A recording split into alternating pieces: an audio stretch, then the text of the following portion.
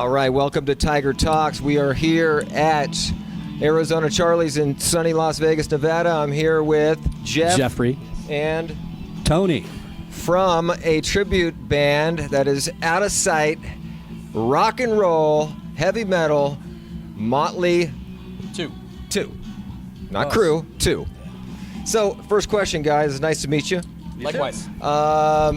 First question. What inspired you to start a Mötley Crüe tribute band? I'm just the new guy. I've been in this band for 6 years, actually. He's the newest guy, the drummer. Okay. But Tony, this guy over here, one of my best friends in the world, he's the one responsible for getting me in this band. I played drums as well in another band with this guy, and he was called in kind of as a hired gun with Mötley Crüe, and then he talked to them about getting me in the band because the other singer wasn't working out so well.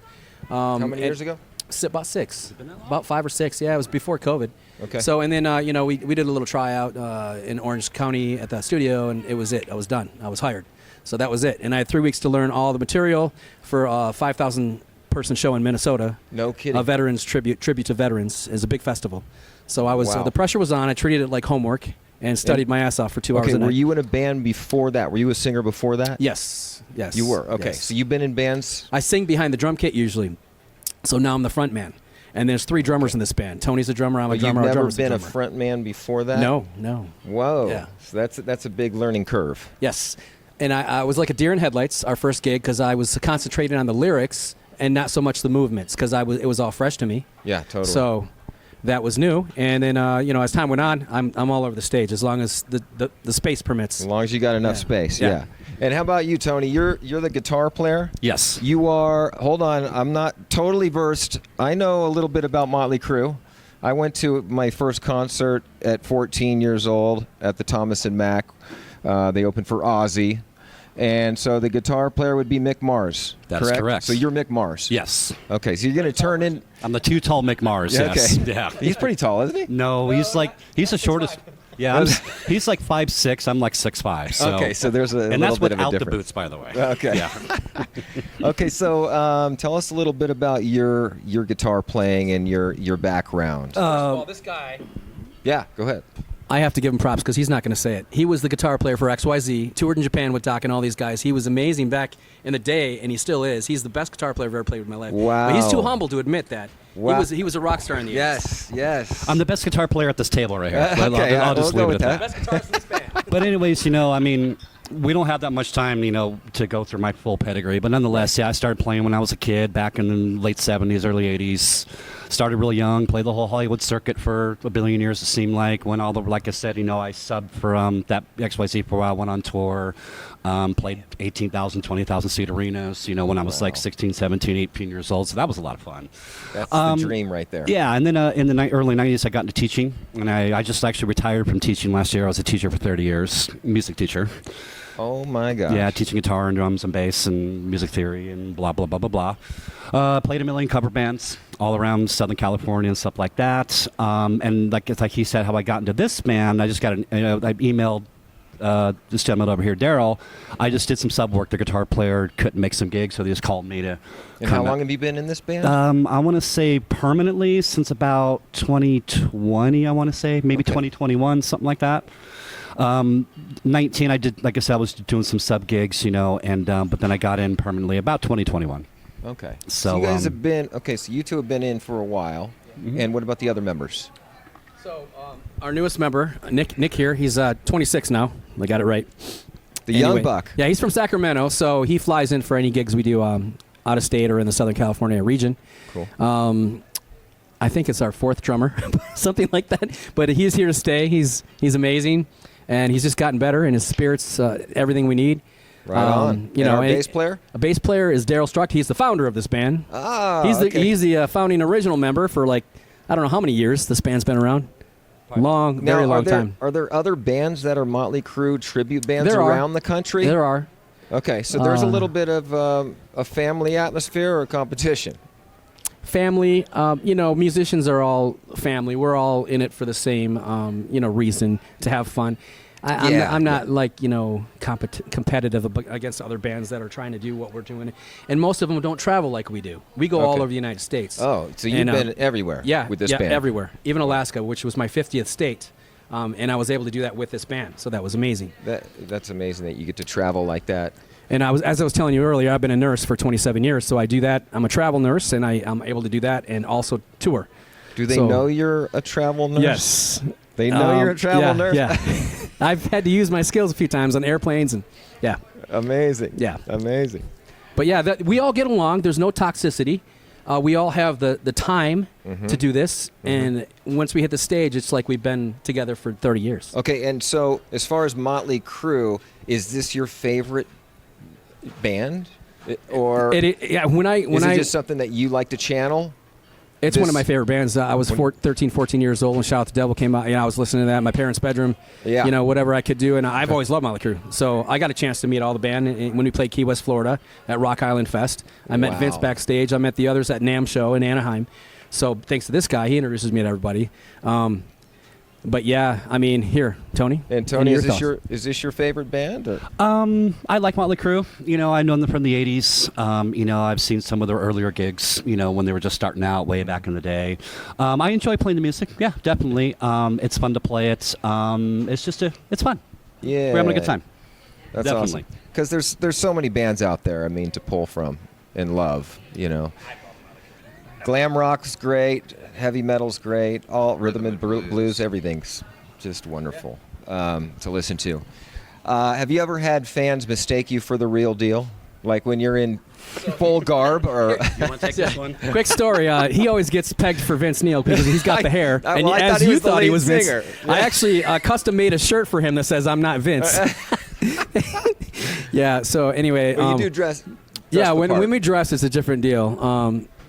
I've never gotten mistaken for the real Vince, but, In full garb, no? No, I mean, people think, the voice is there, but the looks, I'm not 160 pounds. I'm 220 pounds, and I exercise a lot. And, right. But people like, you look like a well-built Vince, That's what I get. And then Tony's Tony Too Tall. People actually think I'm Tommy Lee because he's the tall, skinny one in the band. Oh, yeah. He's like 6'2", 6'3", and like a toothpick. Yeah, So everyone thinks I'm the drummer, but no, I'm the guitar player. And like you said, our bass player, he gets mistaken for Vince Neil all the time because of the blonde hair. I can see that. Yeah, happens all the time. What's your favorite song? What's your favorite song for Mötley Crüe?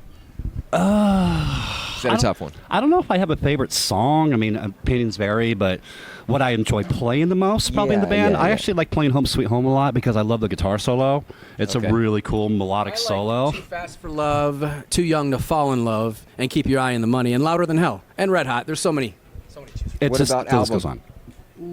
Get a Theater of Pain, Shout at the Devil. I got to go with Shout at the Devil. Shout and Theater of Pain because I like them both a lot. But I love Theater of Pain. I love that almost every song on that album. Of course, I love Shout, but I think Theater is probably my favorite. I would probably agree. Theater was probably my favorite record. And what year was that? 86, I think. 85, 86, yeah. It was earlier. And Shout at the Devil was what, 83? 83, 84, yeah. Yeah. That was right before it. Yeah, that's my favorite for sure. Yeah, they definitely got hooks. They got hooks. And who wrote all those hooks? Is that Nikki Sixx? That's all Nikki Sixx. Nikki Sixx. That's what I thought. He's the main songwriter in the band. He writes all the hooks, all the melodies, all the stuff. So he's pretty much the lyrics. Yeah. And most of the lyrics. Yeah. Most of the lyrics. Yeah, he's pretty much the main songwriter. Yeah. Cool.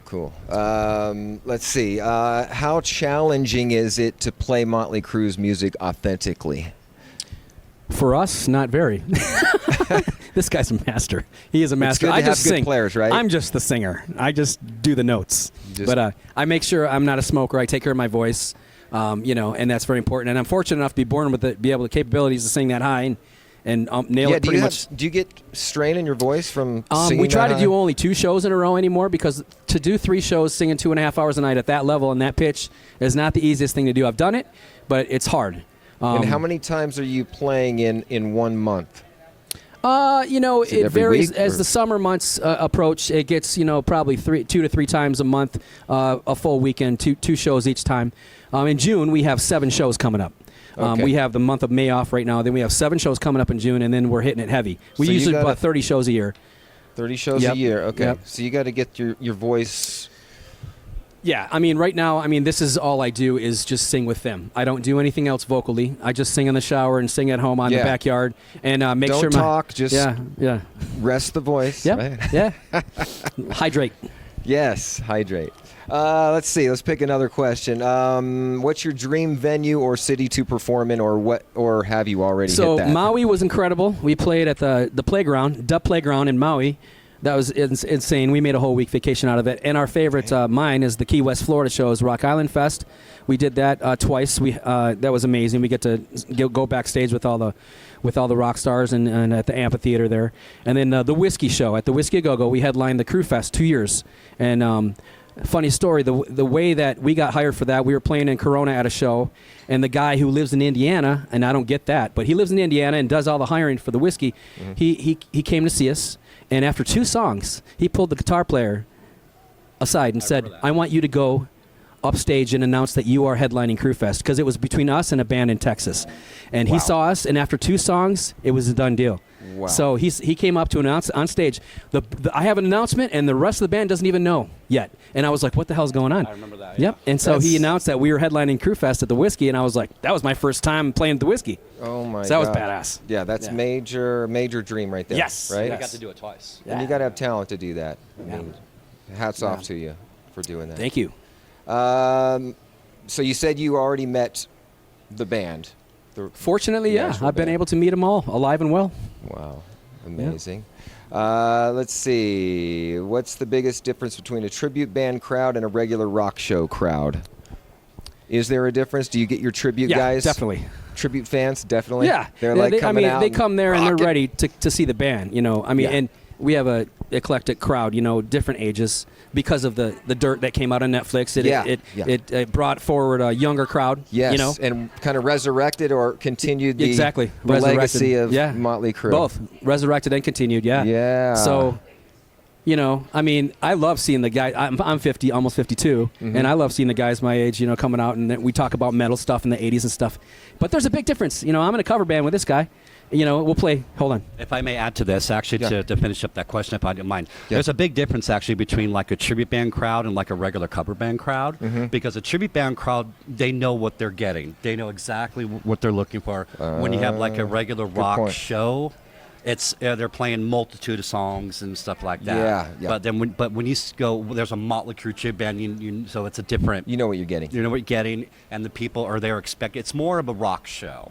It's Yeah. not like it's not like a cover band where it's more of a listening crowd. Mm-hmm. The tribute band crowd, they're here to see the concerts. It's more of a concert than, like he said, like it's more if we were playing a bar as like a regular cover band. I feel like as a fan, I feel like when I go to a tribute show, I feel like I want to hear. I know I'm going to hear those songs that I want to hear. Exactly. That's the best part. It's fun to of see having them. a tribute It's fun to see band. them coming in their wigs.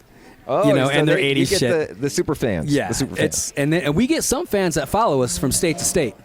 Oh, and wow. we're like, wow, there you are again. Where do you actually live? You know, Wow. You're in Georgia with us. You know, you're in you Tampa. call them? What would you call them? Crew heads or something like that? I don't know.